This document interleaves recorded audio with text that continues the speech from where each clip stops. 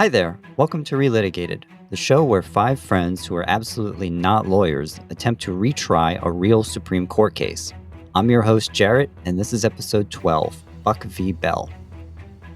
Two quick notes before we get started.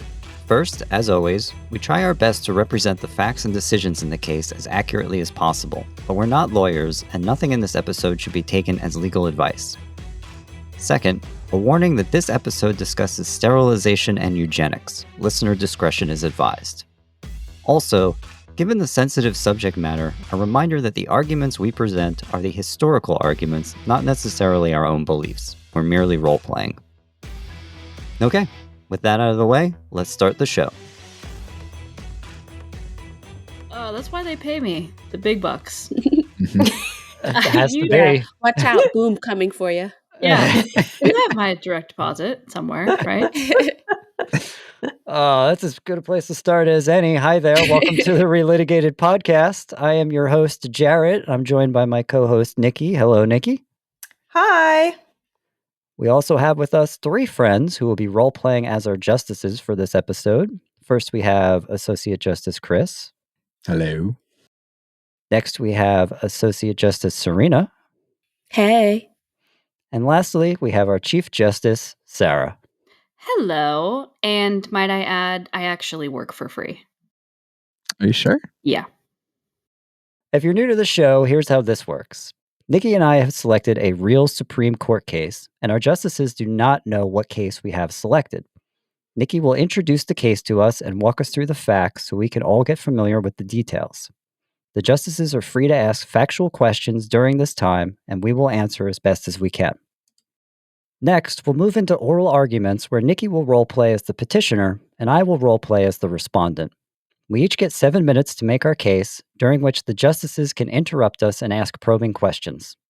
When the arguments are over, the justices will deliberate and deliver their own opinions.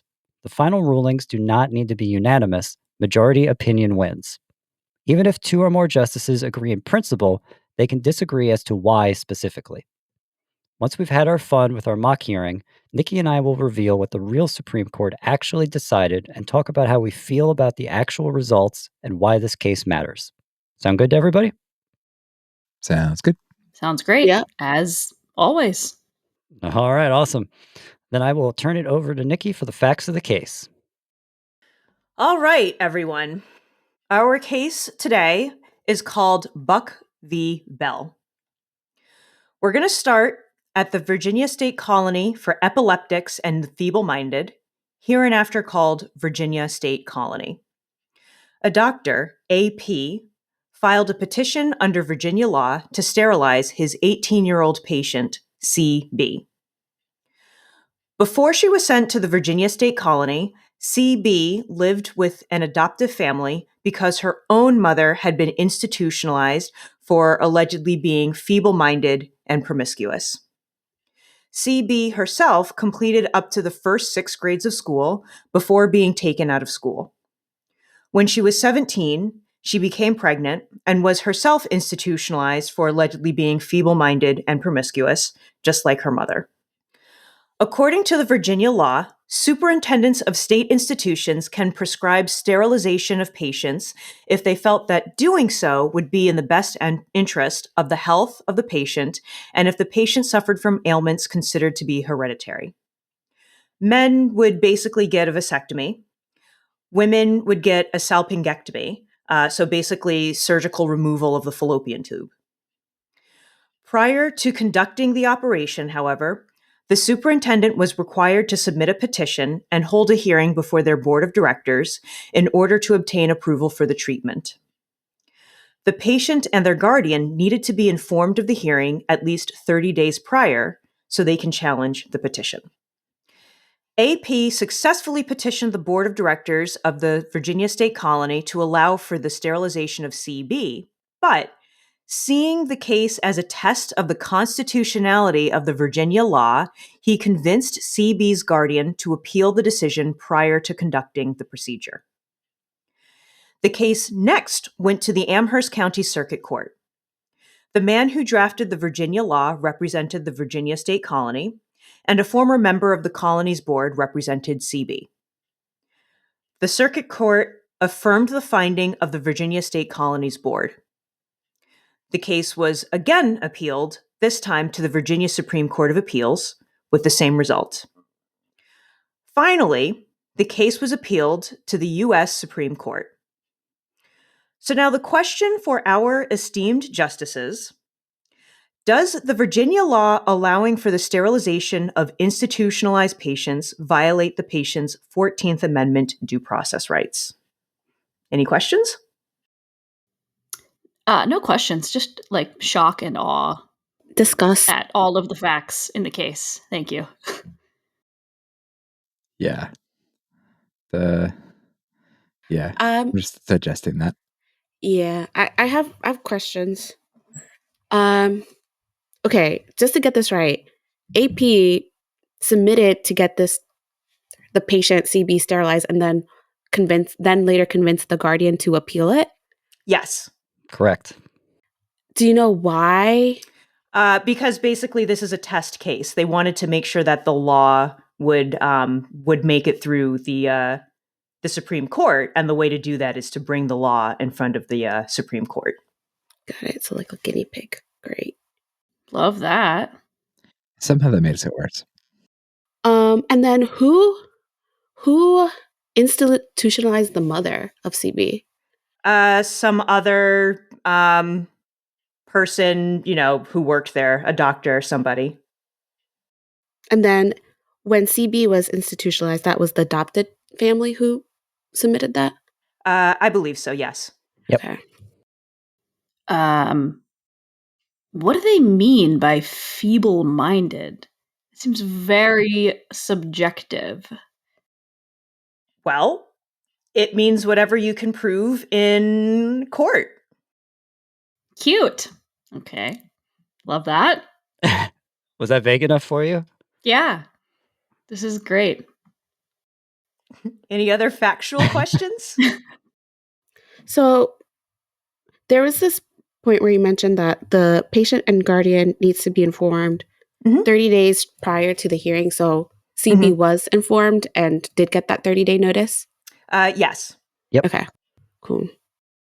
Is there any evidence or anything around CB's thoughts, feelings around this? A lot of this is from perspective of AP.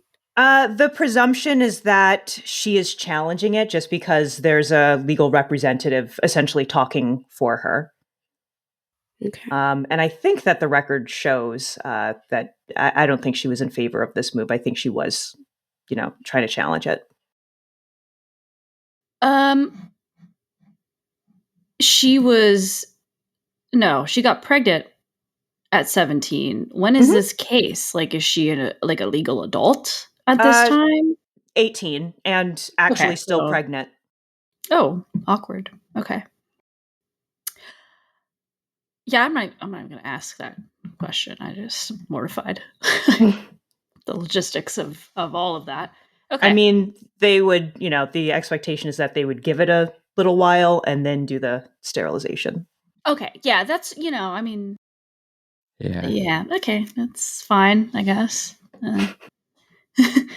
I'm grimacing. I hope you can hear that. Do you know what was the reason that she was institutionalized, CB? Any formal? For being feeble-minded. That was okay. Yeah, feeble-minded and promiscuous. Which apparently nobody can define. So that's great. Oh God, are we going to have to define that? No. Maybe. Please, no. Okay. We could make it up whatever we want. Yeah. I do not believe the definition of feeble-minded is ultimately what's at issue in this case. And I think it wasn't so much a legal term as it was well, anyway, the question for our justices is whether the law, can stand, or does it violate the patient's due process rights? Well, I don't know any arguments on this case, but I already know where I stand. So I'll just I just feel like if the option is like forced sterilization or not, you should be in favor of not. As like from like a humanitarian perspective. But I digress. I don't have any other factual questions for the case. I am getting ahead of myself and arguing the case by myself, which maybe I should stop. I enjoy Chief Justice Sarah, presiding over cases. That's great. I love leaping to my conclusions before hearing anything from either. I'll never stop. Facts are important. Yeah. Yes. Sarah has two defining characteristics as a justice. Her capability to leap out far ahead of everybody else and then to stubbornly sit in that spot. All right. We can begin. Yeah, we ready for arguments? I don't know. I'm also like, where is this going? But Mom, I'm scared. Come pick me up. I need an adult. I need an adult. So Nikki's gonna go first. Nikki will be the petitioner representing CB in this case. I have put 7 minutes on the clock for Nikki, and I'll begin as soon as you start. All right. Miss Chief Justice, and if it please the court, regardless of the ostensibly noble drapings of law, procedure, and process, this case represents an indefensible government intrusion on the life, liberty, and very person of the individual. Because here, the government proposes physically invading the body of an individual. Rather than a reaction to a harm that has occurred or is occurring, this is a government action taken on the basis of some distant future possibility. In this instant, the state intervenes to take control over a person's body. This flies in the face of the rights articulated by the Constitution and its framers' intent to protect the individual from government intrusion. This is a case of an overbearing government focusing its heavy gaze on some of the most vulnerable, marginalized persons in our civilized society. What the government seeks to do is to subject an individual to major surgery. This is without medical necessity because there is no disease requiring treatment. This surgery is being inflicted without regard for the autonomy and the consent of the person who will bear the irrevocable consequences. The health they wish to protect is not some matter of illness. It is a labeling based upon a so-called science of poor foundation. When the government is done with her, she will be permanently sterilized. Conditioning her freedom on such a procedure is clearly coercive. It is easy to hide behind rules, process, and a pretense of protection. It is especially so when the rulemaker has the power to identify which groups, communities, and unpopular persons are the ones requiring the most government intrusion. I promise you, those groups subject to these laws and these invasive procedures are not the ones who are reflected in the halls of power. The institution and the government may speak in terms of law, but their actions are better situated in civilization's record of human rights violations. This opens the door to further decision-making based upon ideas of worthiness and the clear implication that some people's lives and freedom are valued more than others. Is this the proper function of government? What good are procedural protections if the procedures they are protecting are barbaric at their core? Allowing this procedure against the will of so many men and women does nothing to protect rights, regardless of promises around petitions. Allowing this procedure to stand will mean that this court stands for rules, but it does not stand for justice. Thank you, and I yield to questions. Oh, well, if there's one thing that we do love around here, it's justice. So. It's true.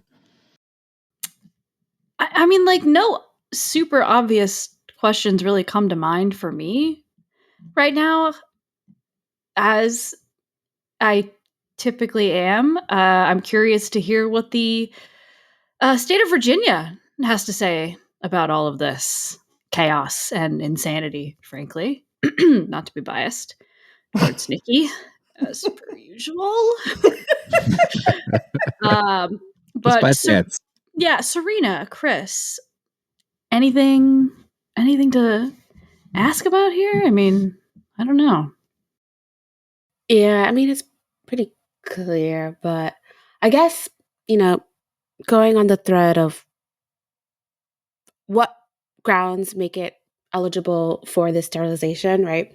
It's like all of these conditions, like, are there any like foundational elements? Like, it is all like kind of like up to whatever a doctor kind of prescribes, right? Like, given that the state has so much jurisdiction for something that is so permanent, are there anything that is like a standard that you can compare against, or is it kind of just whatever doctor kind of interprets condition and therefore it kind of makes that judgment?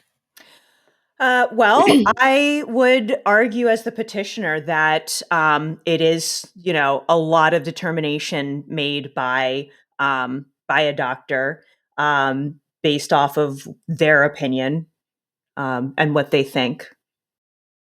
Right. And so there's no, and that is one thing, I guess this is more of a fact of the case. There was no official diagnosis of any mental illness or, physical disease other than the feeble-mindedness and promiscuous. Right. The feeble-mindedness was the diagnosis. But that's not considered an illness? Or is it? It is a diagnostic label. Okay. I almost feel like, oh, sorry, go ahead. I was just going to say, I almost feel like then at that point, it would kind of be up to us to figure out, is feeble-mindedness actually a credible diagnosis for somebody to go through such a horrific, Yeah. Oh my God, procedure words. Yeah. Go ahead, Serena. Oh yeah, I was gonna say, like, for something so permanent, for the basis to be something based on an opinion that has no consistency across state, like, right, doctors are being trained by different medical practices, and now, one doctor has very different training from another, but they could still have the same outcome of this very permanent decision based on no foundation, no set standard. Very questionable. I would say that I do have some concerns about the basis for this diagnosis.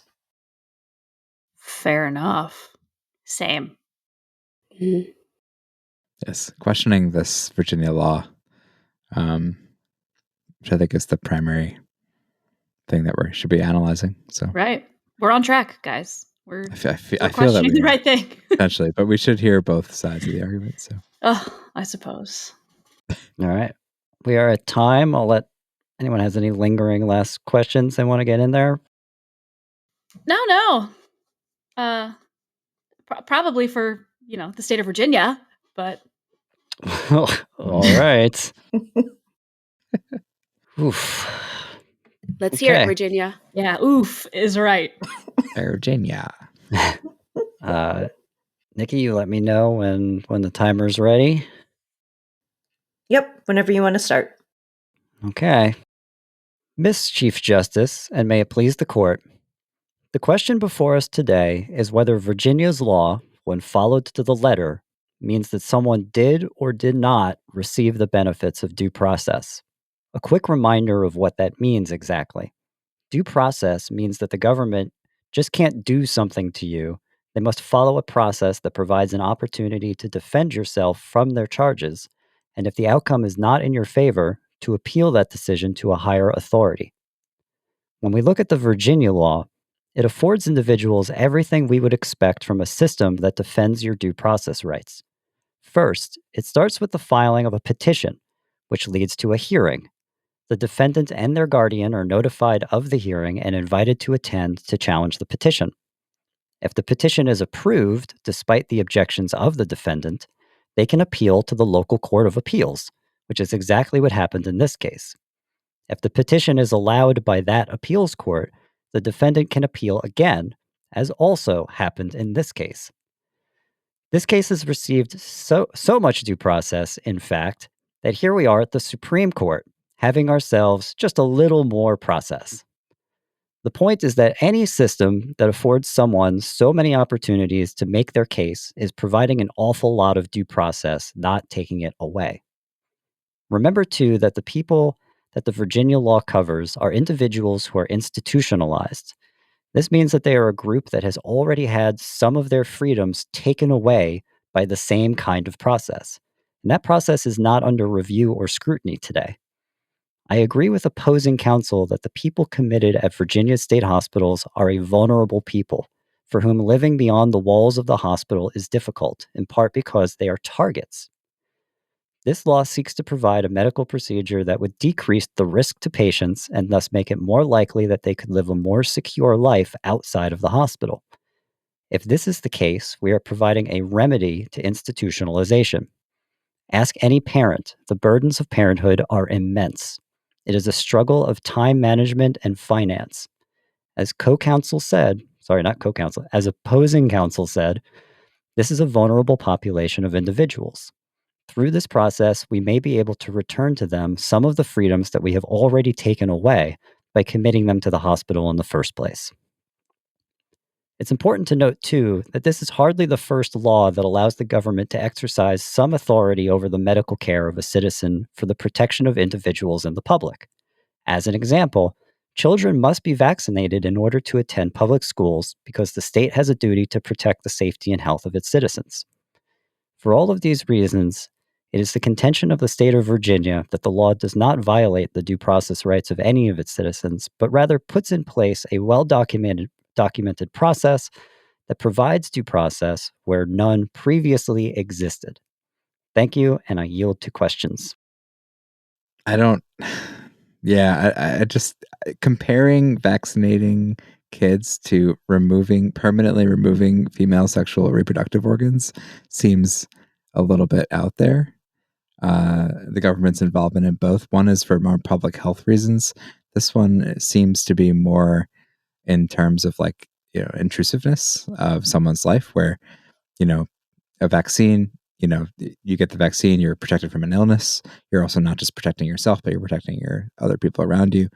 This seems to be more intrusive. Like, you're removing the ability for people to be able to make their own decisions about what they want to do. I don't know. Doesn't seem. In defense of Virginia and all states within the Union, the state regularly deprives people of freedom of movement, freedom of choice. That is what incarceration is. That is what institutionalization is. These are technically not powers that the state is limited from exercising. So, to your point, Justice, I believe that the state of Virginia believes that these are power. This is part of the police powers of the state afforded to it by the Constitution. You talk. We're talking about due process here, right? State of Virginia. And as you've mentioned many times in your argument, you feel like there's just been really quite a lot of due process in this case. I'm hung up on just the core reason why CB is even in this predicament, which is this diagnosis of being, quote unquote, feeble-minded, right? How can the state and how can a doctor subject an American citizen to what could be seen as torture, right? Without there even being like a concrete definition of what feeble-minded or promiscuous even is, and is that even a threat, right? Like, why do all of this at all? Well, Chief Justice, and thank you for your question. I must admit, I am not a physician or a doctor, and so I cannot speak to the specifics of that profession, and except to say that I trust the professionals within that profession, and as they have told the state of Virginia that this is an ailment, and that there are medical procedures to alleviate some of the issues they see around the ailment. The state of Virginia has provided remedy, along with a litany of process, to protect the patient. See, I would question that, because AP is the one that initiated this and then was also the one that suggested the appeal. So how can we put faith in these providers when in this exact instance there is no clear rationale or support for one or the other? Further evidence of the doctors trying to keep the patient in mind, as they suggest that that the patient should get full due process and make sure that the courts get to fully weigh in before they do anything. Mm. Don't really buy. Your due process needs due process. I feel like it's biased. It's either I don't know if bias is the right word, but anyway, no factual questions or follow-up questions. We can get into it. Yeah. All right. We are at time. I believe that's my time. Yes. Yes, we are at time. Thank you. My time is up. And now Nikki and I will get out of role-playing lawyer mode, and we will now get into role-playing clerk mode, as our justices deliberate and come to their own decision on what to do with this case. Is the state of Virginia gone? I think so. Oh, thank God. Yes, they've left. Yes. All right. Oh, jeez, God, they're really stinking the place up, those guys. Yeah. All right. Hey guys, how we feeling? I don't like it. I'm uncomfortable. It's Yucky. the parallels that can be drawn to this sort of issue to other issues like vaccines or like abortion, like these sorts of issues, right? And this is another extreme that where we're giving government the power to be able to tell people what they can and cannot do, not just tell them like by law, but literally go ahead and like remove organs, or snip them. Oh my God. I think there's the government doesn't belong in in this, but I know that that's not necessarily the question that we're after here. Is it that the yeah. Now really lean into that deep sigh. Yeah. Well, yeah, the issue is, the law, we could go with the porque no los dos here, because, the law sucks. And then Big time. the due process is just, it feels like they were kind of baited, whoever, CD or CB was, I feel like they were potentially baited into this, and then, it proven by the fact that they were coerced into appealing, which I guess they probably would have appealed anyway because they were being subjected to this awful treatment. But still, the coercion and the bias of getting this person here based on that person's family history.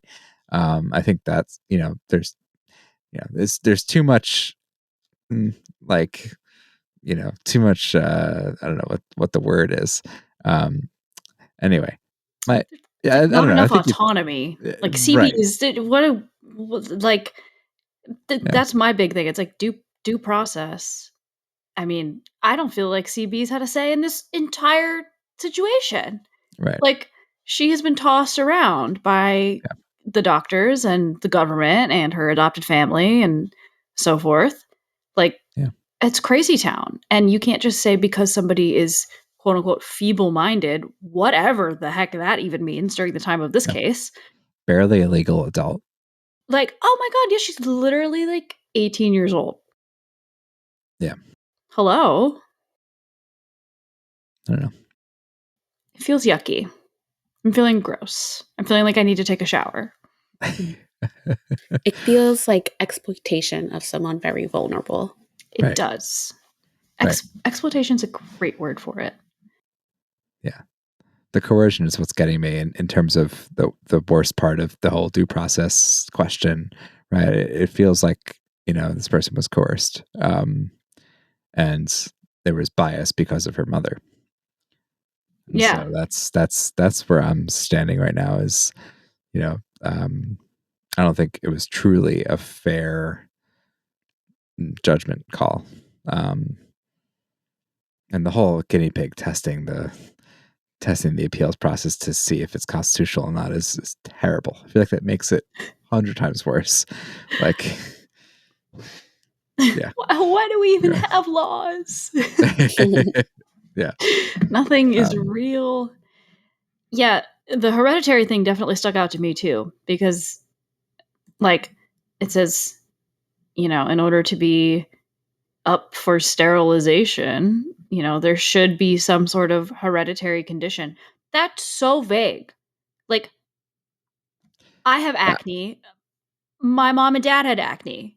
That could be hereditary. You know what I mean? Like, Yeah, same thing goes for hemorrhoids. Like I yeah, don't know why, like I don't. seasonal Yeah. allergies, Yeah. Gout. I don't know. Is gout hereditary? I don't have gout, by the way. I just the disease of kings.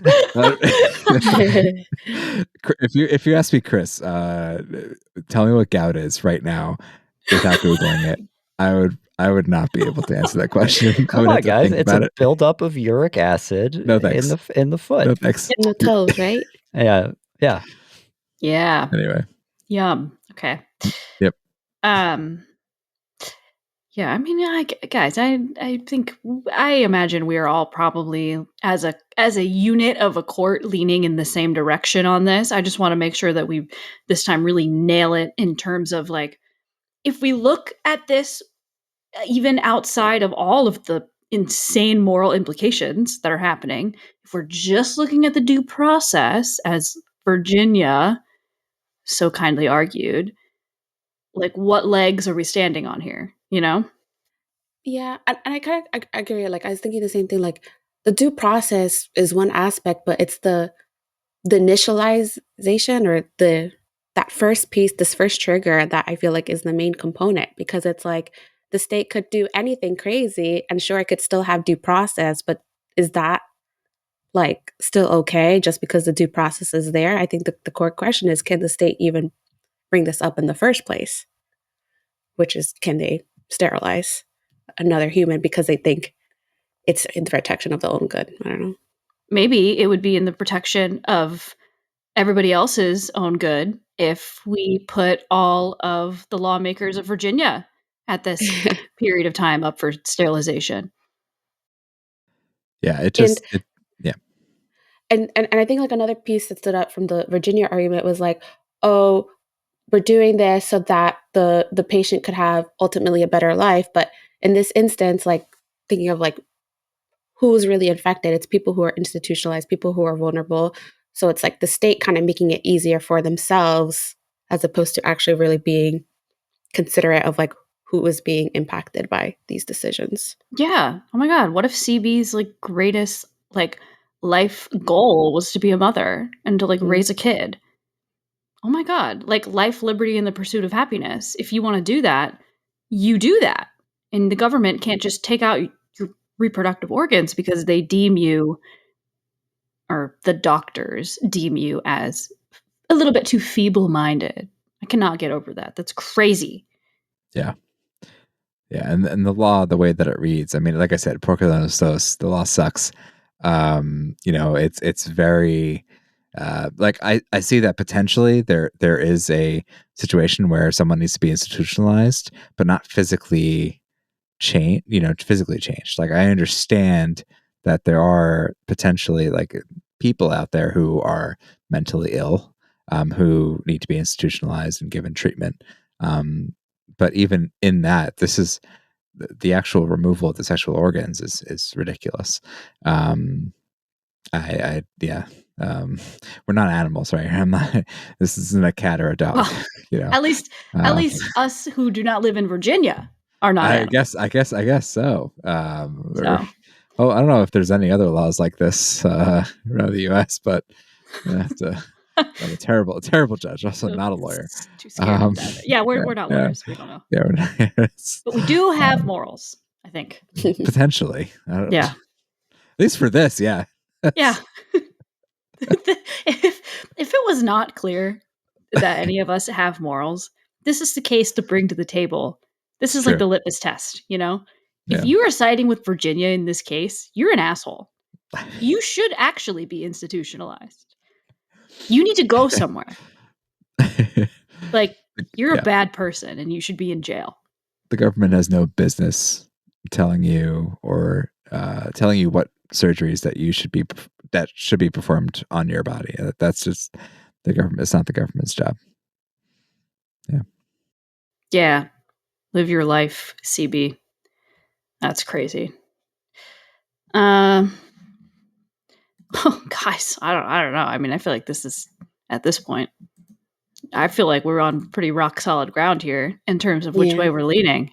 I think Nikki said 2 sentences, and I was like, yeah, I know where I'm going to go. Oh, yeah. Yeah. I mean, again, as soon as sterilization comes into the conversation, what are we doing, right? Let's be serious here. So I'm gonna propose 2 things. One thing to answer the question, yes, due to the coercion and the bias of CB's mom or CD's mom, and number 2 is just the law. Just get rid of it. Tell us it's unconstitutional. Come up with literally any other law. Like, this is crazy, you know? Why are you it's exactly what Serena said. It's like the government is just trying to make their own lives easier. And if you stop CB or people like CB or institutionalized individuals from having the ability to reproduce, like, to what end, you know? We're not a dog or a cat. No. Or other mammals that reproduce. I mean, I feel like Appalachia has a lot of cryptids, so like who knows what actually could be out there. That's true. But I don't think CB was one of them. So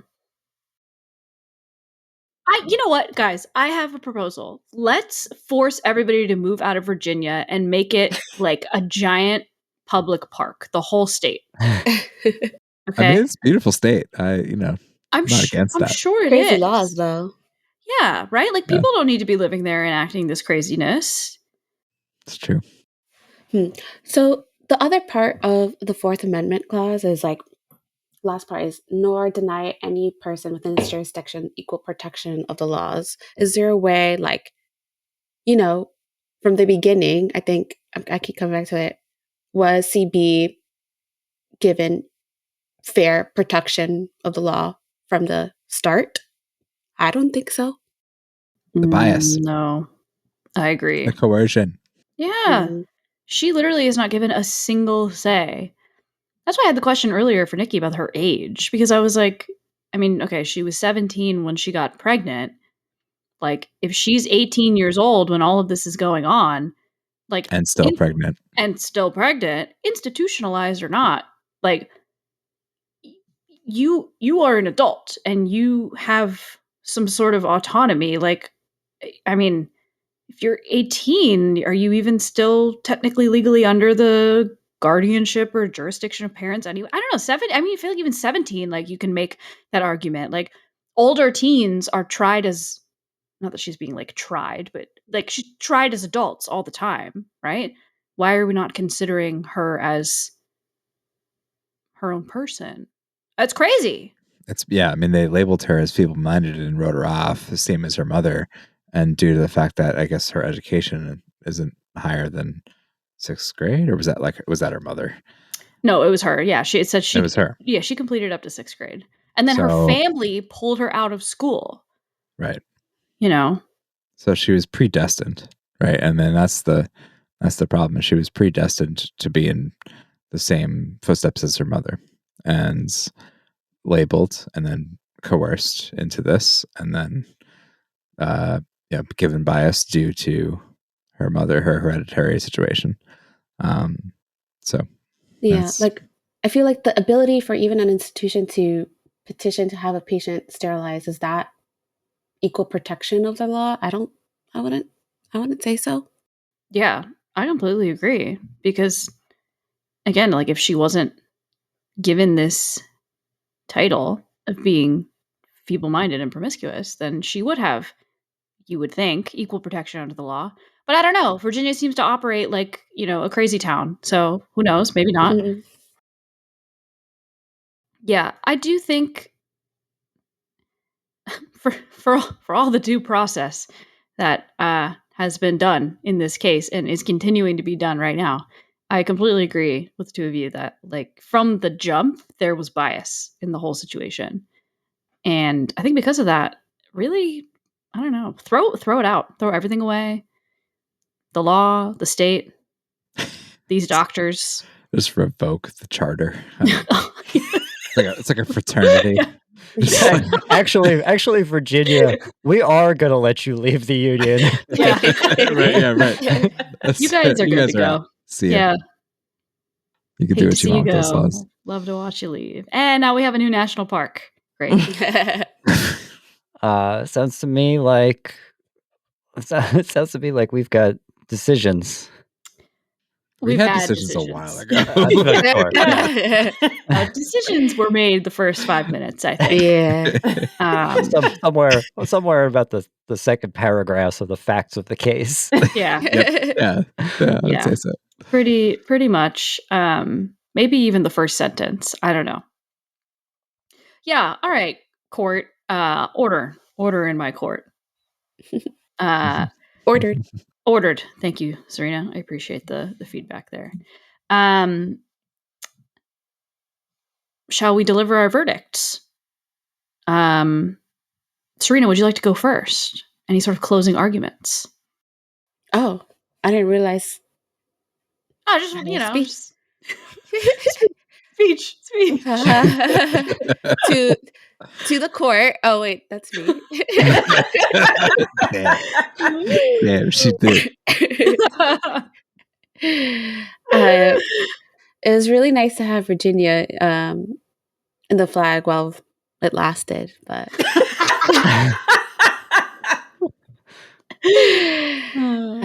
now a nation of 49 beautiful states and one beautiful state park. You can slot Puerto Rico in there and bring it back up to 50. Yeah. I like that's an even trade. Yeah. If the Puerto Rican people want that, though, I feel like that's important. True. They should get a say. There should be a due process. Hey, watch it, Virginia. I'm a clerk now. I'm not associated anymore. No. All right, Chris. Anything you'd like to add on that? We're not dogs, we're not cats, Virginia. Let's just be real here. Can't just label someone and then remove their sexual organs. That's not how this works. This is America. I'm sorry. We need like a screeching eagle sound to play back after that. Red tail hawk coming in hot. It's a free country. Yeah, I think pretty clear. The verdict here is that this law is dog shit, and Virginia should probably go take a hike. And while there was due process during this whole, I don't know, dog and pony show of a case, the bias from the very beginning kind of just, I feel like, throws everything away. And also, like, just generally, the whole concept is really messed up. And the people who came up with this should do a lot of soul searching and maybe they should like seek God in some capacity. Whatever that looks like to make them a better person. I don't care. Live your life. Find Jesus. Right. It is so ordered. All right. We have a unanimous decision. The state of Virginia's law shall be deemed unconstitutional and therefore unenforceable. Boom. Gavel down. Mm-hmm. I need to get one of those still. Yes. How many seasons? When? Gavel when? Gavel when? Just Uh, pretty print one. So, we have the actual results Lay it of the on me. case. If you hear that, Lay it on me. Bad news. Virginia's still here, isn't it? Okay, so first of all, as I was doing the research, just the information unfurled. So there is quite a bit to unpack. So I think I'm going to start by going over the decision, but there's a lot of other information. So if you guys want to interject, ask questions, what have you, like if you you could need absolutely. if you need a breather, Yeah, it's just there's a lot that's been like discussed. Okay, but so what I will tell you, this case was argued in April 1927, and it was decided the following month in May 1927. Now, too soon, too recent for the official this. record is a little thin, and I honestly think you guys probably spent more time on this than the actual Supreme Court did. So like I couldn't even find in like Oyez, which is sort of like the major collection of Supreme Court stuff, like the breakdown. So I ended up relying very heavily on this article that was written by lawyer and historian Paul Lombardo in 1985, and it fills in a lot of the gaps that were kind of left in the official record. So according to that article, SCOTUS voted 8-1. Now, in the official record, wait, hold on. 8-1 in which favor? Yeah, can we? I was gonna ask. I got scared. Yeah. In favor of the institution's effort to sterilize CB. Ew. In 1927? Mm-hmm. Yes, sir. And save your tears. I've never heard that one, Sarah. Oh, I'm sorry, but we are just getting started. We are just getting started. Is this the bad place? This is the bad place. Right. So, famed jurist Oliver Wendell Holmes delivered the opinion of the court. And he said, quote, "There can be no doubt that so far as procedure is concerned, the rights of the patient are most carefully considered. Every step in this case was taken in scrupulous compliance with the statute and after months of observation." And so he says, therefore, quote, "There is no doubt that in that respect, CB has had due process of law." So that's the decision. In writing his decision, he also noted that the argument against, so CB's lawyer's argument attacked sterilization itself. And he was real dismissive about it. So basically, the court was really only concerned with the process, the petition, the hearing, the lawyers, all of that. And so as far as the court was concerned, the process was fine. So I'm going to read a portion of the fourth paragraph in this 5-paragraph decision. It was 5 paragraphs. It was a quick read. And it says, quote, "We have seen more than once that the public welfare may call upon the best citizens for their lives. It would be strange if it could not call upon those who already sap the strength of the state for these lesser sacrifices, often not felt to be such by those concerned, in order to prevent our being swamped with incompetence. It is better for all the world if, instead of waiting to execute degenerate offspring for crime, or to let them starve for their imbecility, society can prevent those who are manifestly unfit from continuing their kind. The principle that sustains compulsory vaccination is broad enough to cover cutting the fallopian tubes. 3 generations of imbeciles are enough." End quote. So, I don't know. I don't know if I maybe let you sit with that for a second.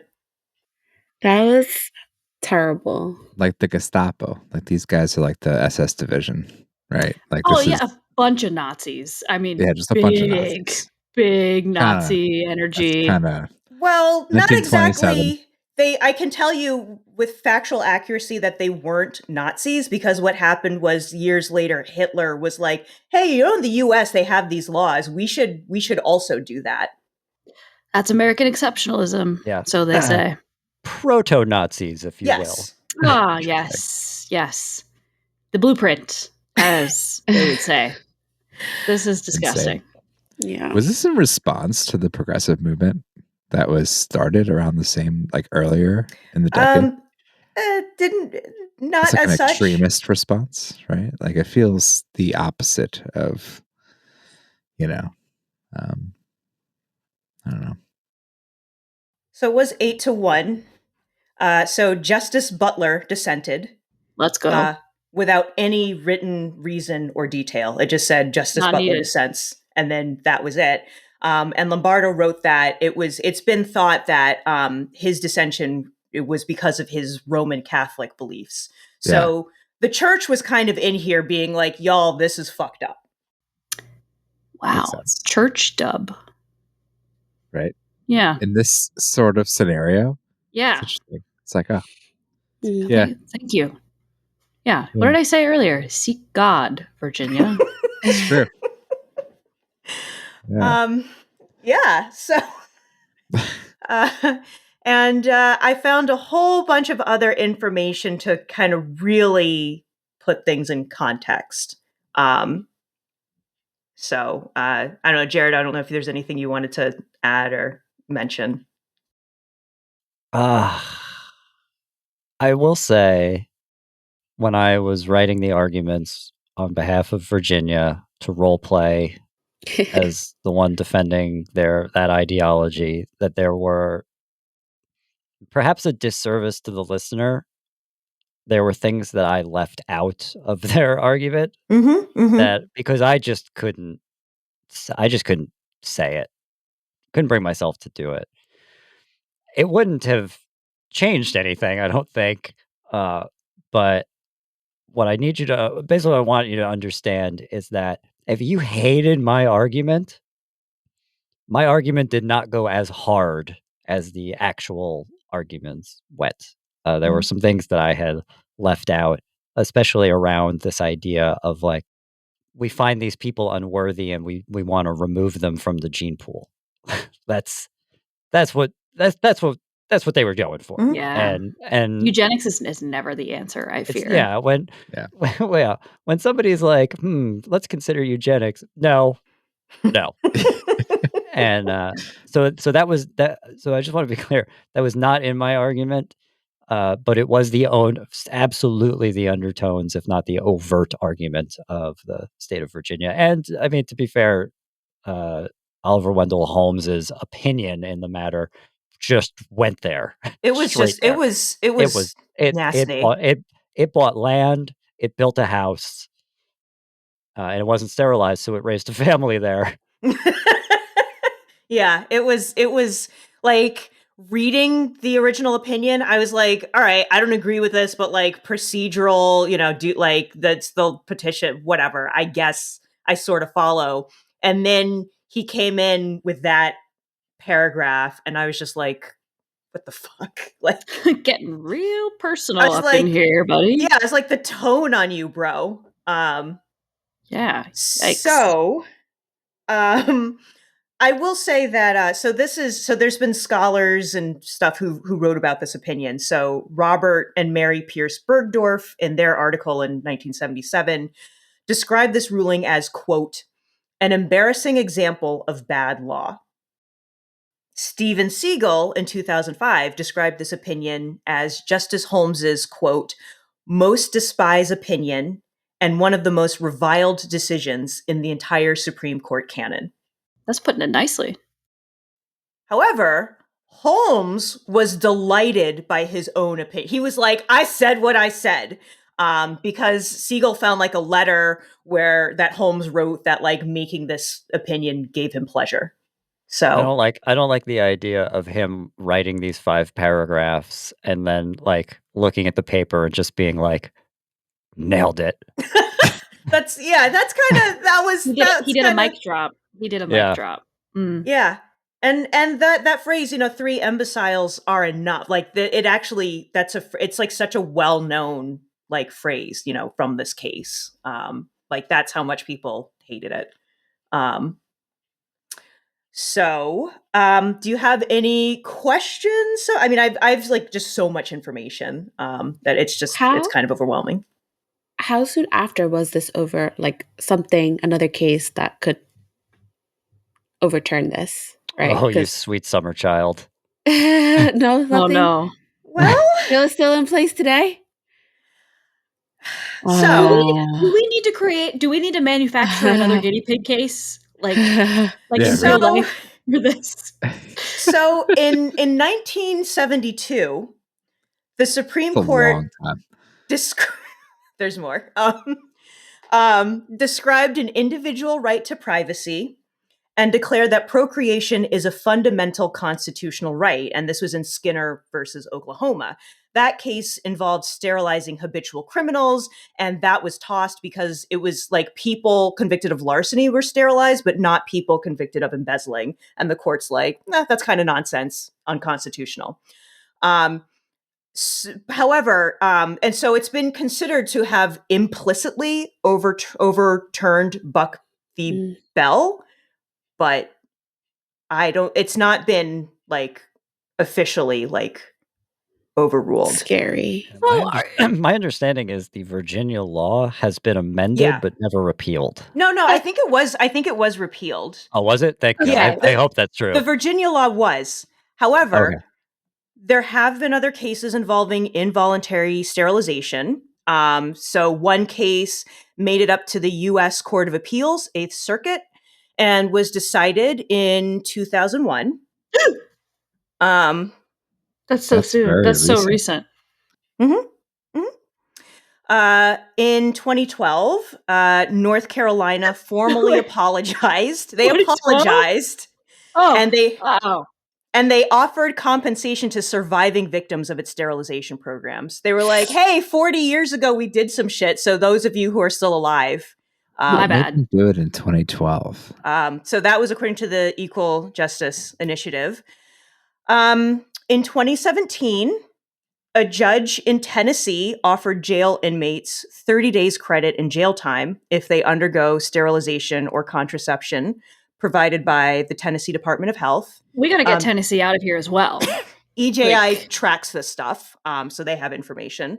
And then beyond that, in September 2020, a whistleblower alleged that immigrant women who were detained in Georgia on behalf of Immigrations and Customs Enforcement were receiving hysterectomies at high rates and without understanding why they were undergoing the procedures.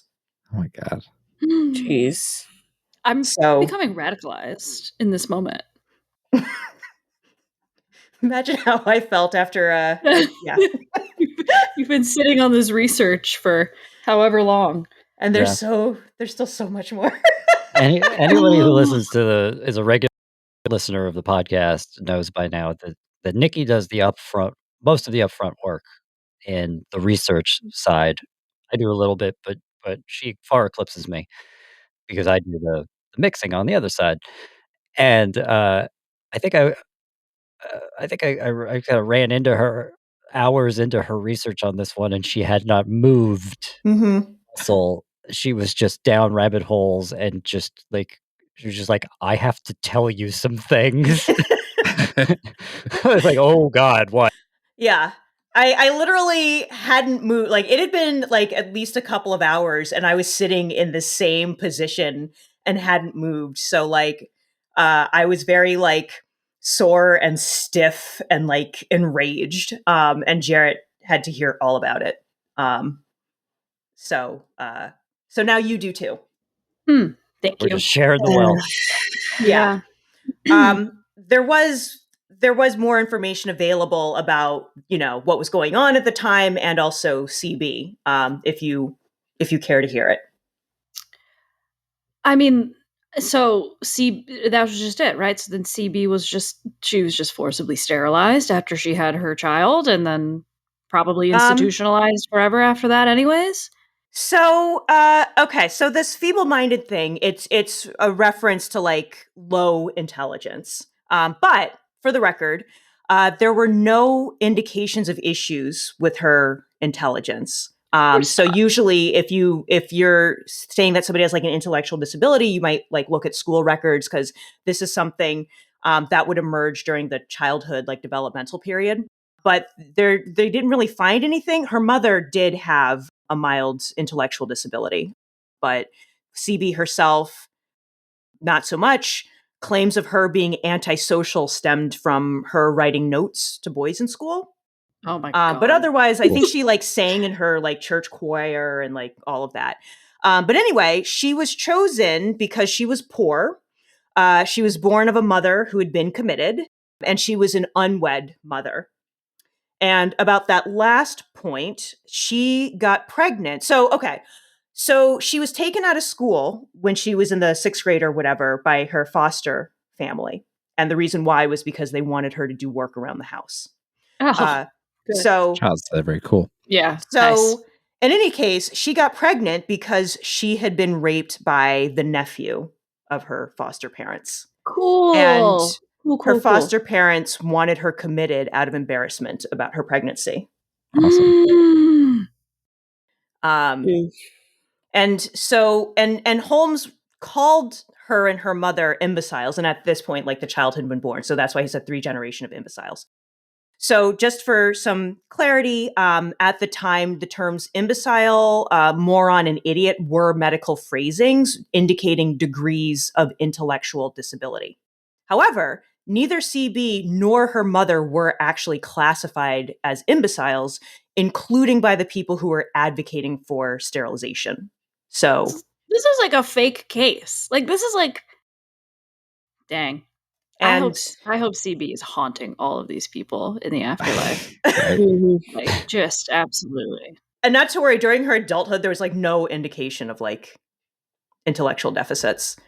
So, and then speaking of like CB, let's see. Okay, so she was sterilized, and then she was paroled as a domestic helper to a family. And this was actually something that was really common for women who were, and by the way, in these institutions, it involved a lot of like women of childbearing age, like specifically.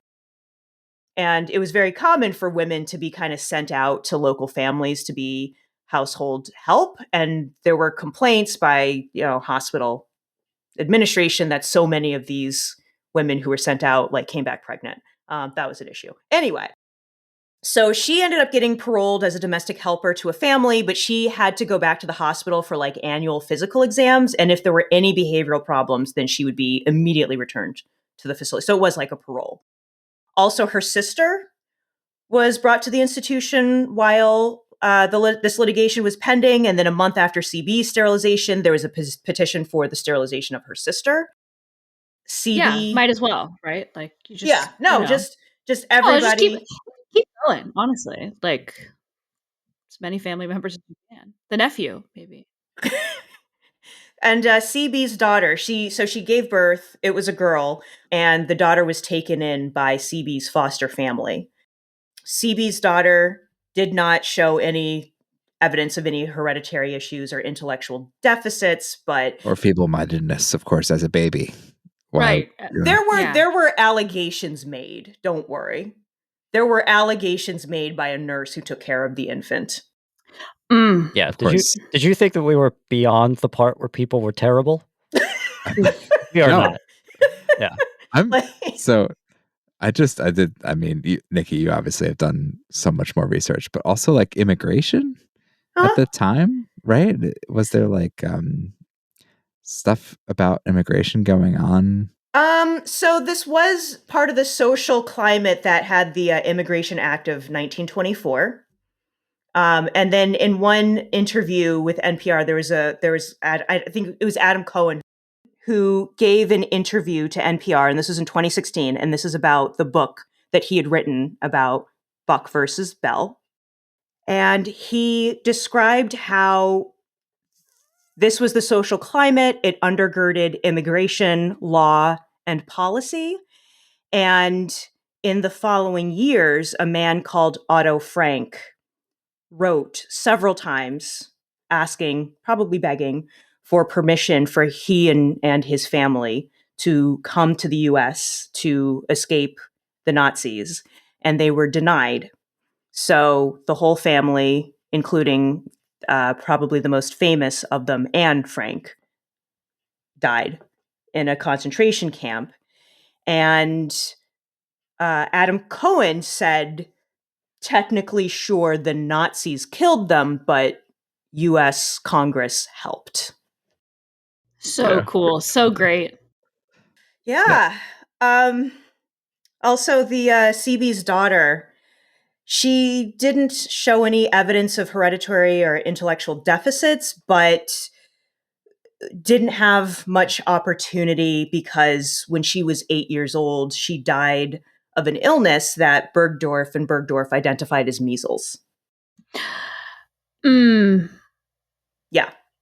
Mm-hmm. CB did leave, she got married and then got remarried when her husband died after 24 years, and has given some interviews and stuff. Obviously never had any more children. I do want to underscore. So we use people's initials. Her name is very well known. Mm-hmm. Anyone who knows anything about law knows her name. So, but what I really want to underscore is CB was a real human being, and if you take anything away from listening to this episode, the case obviously was the state accusing CB of being feeble-minded, of being an imbecile. This is a real human being. A terrible thing happened to her. And if you take anything away from this case, I don't want you to remember CB as what the state accused her of being. Mm-hmm. I want you to remember her as a woman who just wanted to live her life, who had a difficult life, who was at the mercy of people who did not always have her best intentions at heart. And we can't lose sight of that. I know we have fun on the podcast from time to time, but in this case, something I want to make very clear. Mm-hmm. And I mean, really, this goes for all of our cases. These are all real human beings who have full lives and private lives and public lives. But I just feel compelled on this particular case to call out that I don't want us to perpetuate this idea of what the state accused her of being. Mm-hmm. Especially as we have learned that the state's accusations were far from true. So. Yes. And this due process that Oliver Wendell Holmes claimed that she received was highly problematic. I'm very impressed by how quickly the justices here picked up on it, because apparently the justices on the Supreme Court were just like, "Hey, this sounds great. This is great. Everything's just going so well." Yeah, and Lombardo wrote this article that was extremely informative about what was going on. So what was going on was basically that there was a bunch of just shitty people, just start to finish. Important to note, this was the Taft court. Taft, of course, the only person to be both President of the United States and Chief Justice of the Supreme Court, who also very much agreed with Oliver Wendell Holmes. That's not a great look, Taft. Yeah.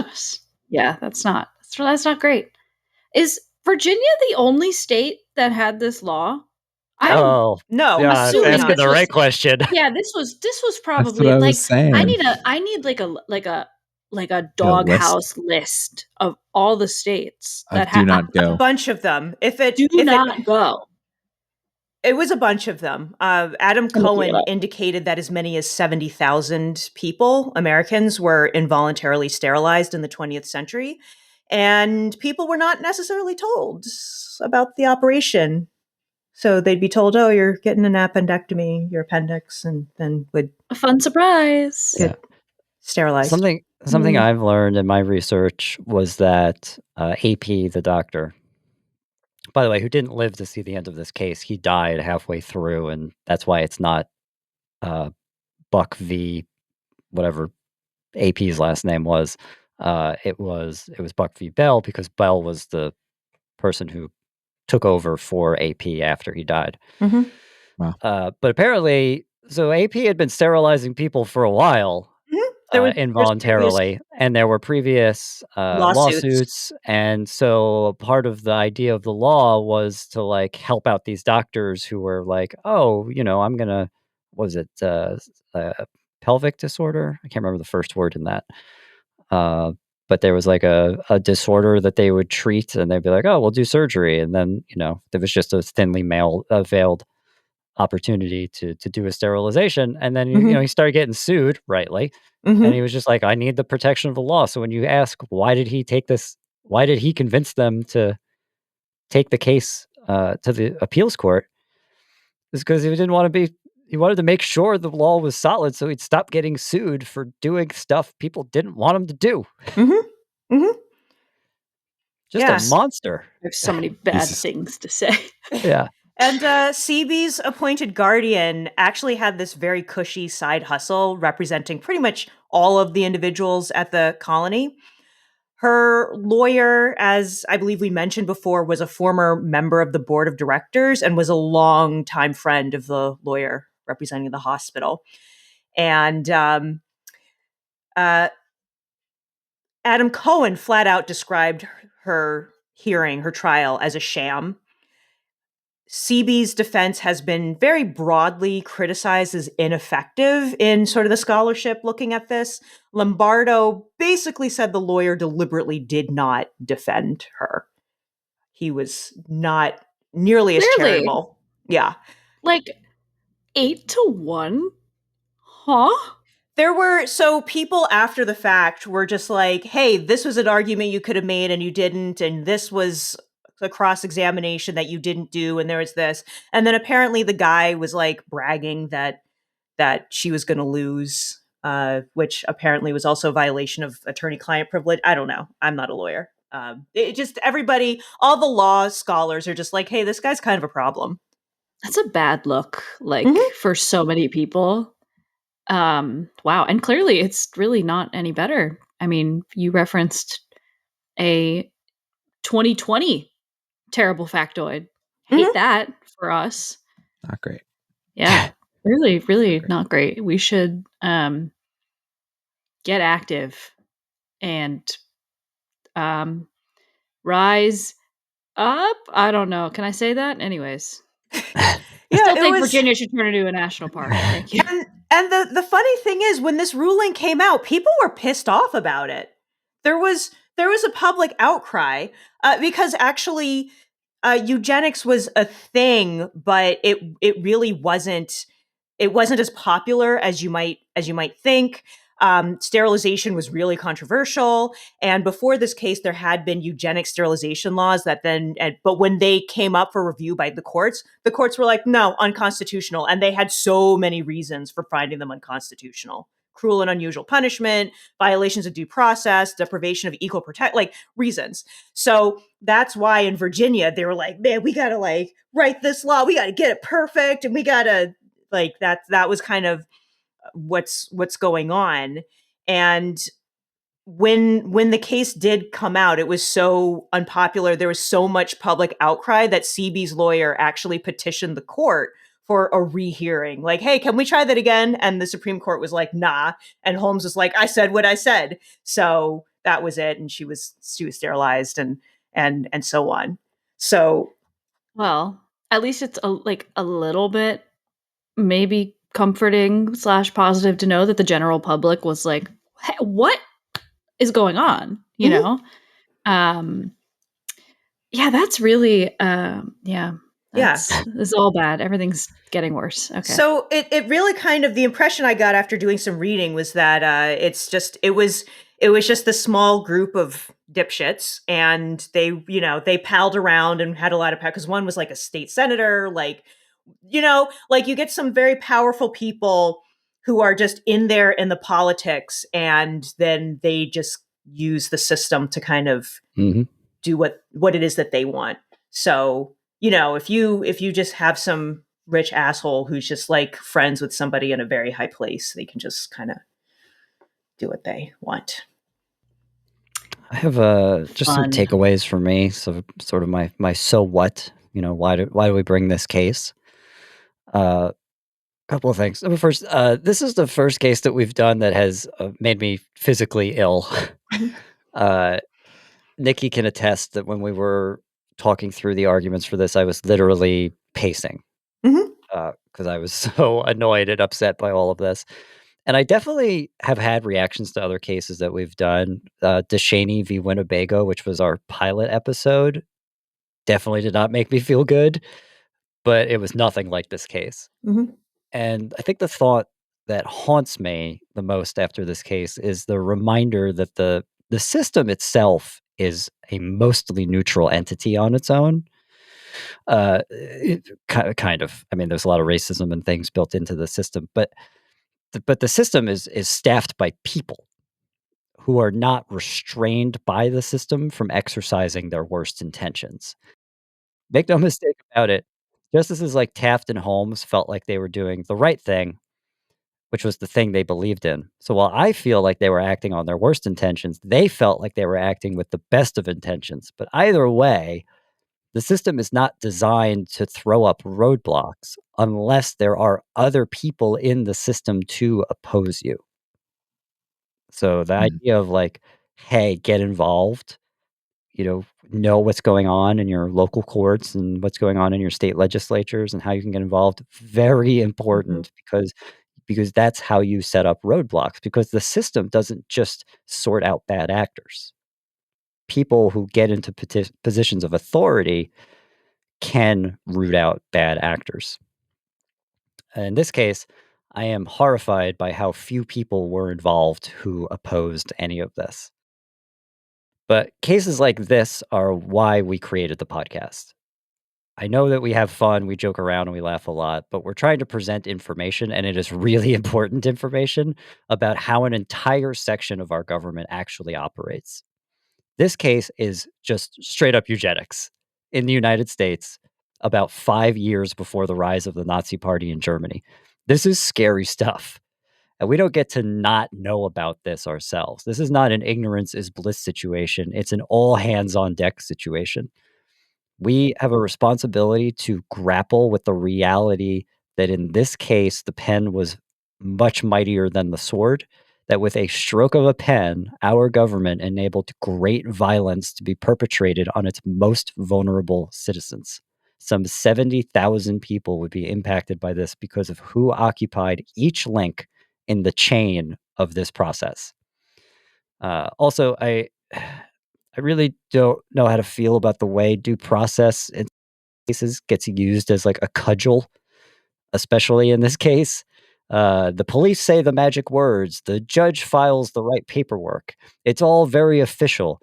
But like even a kangaroo court has process. It's still a kangaroo court, right? Like make it make sense. And I really would like to see more cases where maybe the justices say, okay, sure, you followed the process, but like, this is screwed up, guys. Like, it doesn't matter if you followed the process. We have the fruit of the poison tree. Can't it be the fruit of the poisonous intentions or something? I mean, I'm probably asking too much, I know, but like, that's kind of where I am in this case. But I guess my point is it makes me ill, and that's my takeaway. Oh, and sterilization in some cases is still, being talked about, still on the books in some way. That's crazy. And also, I guess I'll leave you with this. This is a government that feels like it has the authority to sterilize some, but it forces others to give birth, and that's just like stunningly hypocritical. That one is really hard for me to wrap my head around. So, oh Jesus Christ, and lobotomies, guys. Oh, Mm-hmm. we can't even. Do we have time to even get into that? Oh my God. So, no. My point is sad. Yeah. That's my point. I think you made the point that I kind of took away from this is that this was 5 years before the rise of the Nazis, and this is how close the United States was to having a party like the Nazis kind of take hold. And the whole decade of the 20s, 30s, 40s, like the United States was neutral until Japan attacked, and and then of course we entered the war on the side of the Allies. Before all that, we stayed neutral, and I do wonder. Obviously, I wasn't around back then, but I do wonder, like, how close the United States was, like how much discourse in the political ranks of the courts of different parties was there, of people who felt that the Nazis were good, and it's kind of scary. Yeah. It literally says that the Nazis, like, quite literally were like, at the Nuremberg trials, like, hey, it's not our idea. Those guys over there, hey, they started it. We were just like bandwagoning. Yeah. Oh my God, this is the bad place. I don't like it. I don't like it either. Guys, we need to, This is not the way that I want it. The whole country needs to be turned into a national park. Everything. No, coast to coast. We're done. Just trees. Any other reactions from our justices before we welcome to the Sarah Court, Serena. Welcome. I'm just sad, no comments, no thoughts, just sadness. Yeah. Jarrett and I were both, in doing research and prep work, we're just highly upset. All right. I realize this sucked, but I really appreciate you, hanging in there and sticking with us. And so thank you so much to our justices for being here, for deliberating, for listening. For spending more time on this than the real Supreme Court probably did. Yeah, it certainly feels that way. Good for us. Good. Thank you so much to my co-host Nikki, who went really above and beyond on research in this one, to her own detriment. And that'll do it for us here at Relitigated. So thank you much, everybody. Thank you. And we're sorry. Out. Sorry. Well, there you have it, a unanimous decision from our justices in favor of CB, arguing that the government does not have the constitutional authority to sterilize any citizen, regardless of what process may be put in place. This is in contrast to the real Supreme Court, which ruled 8-1 in favor of Virginia's law with an opinion written by Justice Oliver Wendell Holmes that is now considered to be one of his worst. That's it for this episode. Before we go, thanks again to my co-host and to our justices. The music in this episode was written by Studio Columna and Toby Smith and provided by Pixabay. Research was done by Nikki, while audio mixing and producing was done by me. Thanks for listening. Please subscribe, rate, and comment so other people can find us. You can also catch us on YouTube, Instagram, and Blue Sky. Our handle is @RelitigatedPodcast. Please help us spread the word. All right, until next time, I'm Jarrett, and this has been Relitigated. Take care.